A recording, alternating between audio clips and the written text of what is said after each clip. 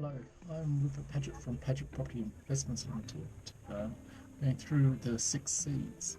Now, this C is C for capital. We're talking about capital growth here. Now, the national average for capital growth is 7.9% per annum. How do we get that? Because that's what we're trying to get for our property, sort of national average. Well, let's first we don't actually model on the national average 7.9. When we look at our properties and we look at the forecasting, we don't actually take the national average. But that's because if you take the national average and you don't get it, because it's an average, obviously, it can be up or down, below or above that 7.9%. So when we look at our properties, we go a little bit below, we say look about 5% on the capital growth. That way, if we are actually on the national average, brilliant.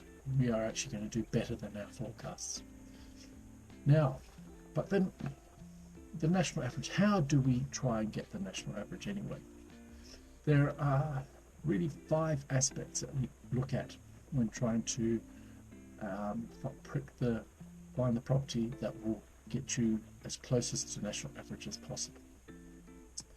Now, the first one is we're looking at something close to a city. Now, we want a big city. We don't want a small little tiny city, because say it's a little town with one industry. If that industry shuts down, that's it. No more growth there. So you want something a little bit bigger, something that's got multiple aspects within that city that can support continuous growth. So if something happens to one industry, it doesn't affect the whole growth of the area. So looking for maybe a city with 80,000 people or more.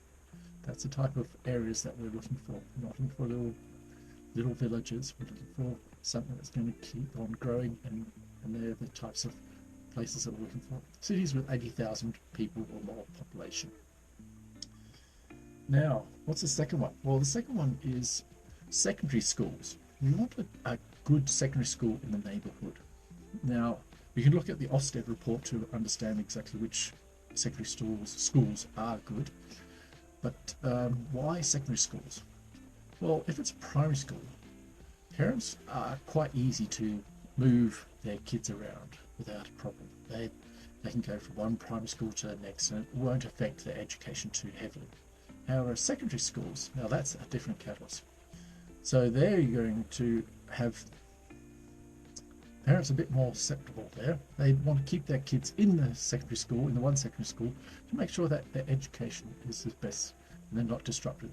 So you're looking for us, we're looking for good secondary schools, because we know that if a family moves in that neighbourhood, they're not going to be moving out. And we're back to that first C again about transit, and the people moving in and moving out. So that's what we're looking for. So good secondary school. What else? Well, we're looking for public transport as well. We want public transport in the area as well. That helps with the neighbourhood, helps people get to where they want to be, and means that yes, that property will go up in value over time, because it will be an ideal property for people to move into. That's what you're looking for. What else? Fourth, road networks as well. Not only public transports, road networks. They're going to be pretty good anyway if you're in a decent city, but these are things that we have to check anyway. So public transport, near a bus stop, near a train station, and good road connections. Now the final piece is, are you within 5 miles, of the town centre? Because that's where you're going to get most of the growth. Okay. If you're out, even though if you may be in a big city, if you're far away, it's not going to grow as fast. Within 5 miles, we say that is a good band of where the property should be, and that's where you'll obtain most of the growth for that particular property, for that particular city.